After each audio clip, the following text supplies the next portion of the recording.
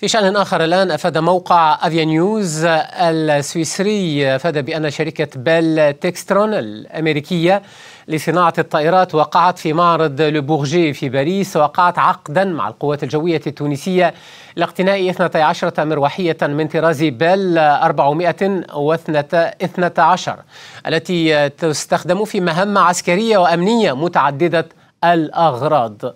معي بهذا الصدد مشاهدينا الكرام من واشنطن مراسلنا علي بردة. علي، أهلا بك ومرحبا.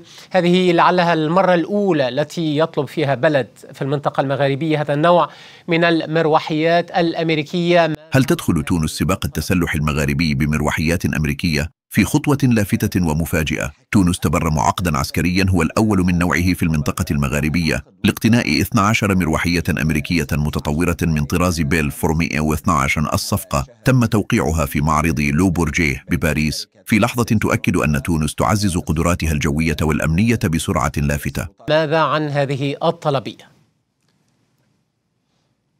بالفعل حكيم، أكدت شركة بيل هذا الخبر أن العقد وقع في 16 أي أمس في 16 من هذا الشهر في باريس بين شركة بيل تكسترون والسلطات ممثلي السلطات التونسية لشراء هذه الطائرات طراز سوبارو بيل 412 ABX. هذه الطائرات مخصصة للأغراض الأمنية والدفاعية، وهذه هي المرة الأولى ليس فقط في المنطقة المغاربية التي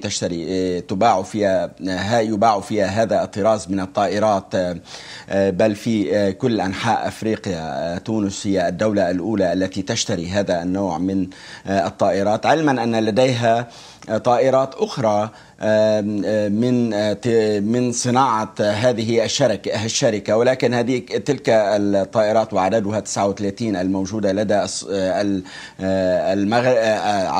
تونس تستخدم لأغراض متعددة، ليس دائما للأغراض العسكرية، ولكن هذه الطائرات تستخدم كما أشرت تماما إلى الأغراض العسكرية. أريد هنا أن أشير إلى تصريح مدير الشركة في منطقة الشرق الأوسط وأفريقيا تيم إيفانز، الذي قال أن هذه الطائرة، وهنا أضع بين مزدوجين كلامه، تعد طائرة بيل 412 من أكثر الطائرات موثوقية على مستوى العالم، ويشرفنا بحسب قوله دعم القوات الجوية التونسية في توسيع أسطولها بهذه الطائرة المجربة والمتعددة الاستخدامات.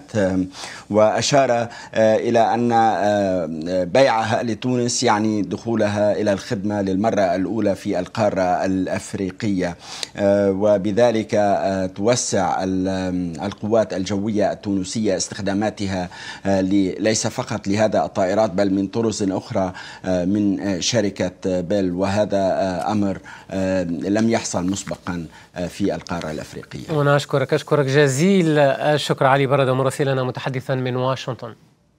تونس ترسل رسالة واضحة: الاستعداد والجاهزية أولوية. صفقة مروحيات بيل 412 قد تعني تحولات في العقيدة الأمنية والعسكرية لتونس في ظل محيط إقليمي متغير. هل نشهد بداية سباق تسلح مغاربي، أم أن تونس تبني خط دفاع ذكي وفعال؟ أخبرونا في التعليقات، واشتركوا في القناة ليصلكم كل جديد من الكواليس والتحليلات.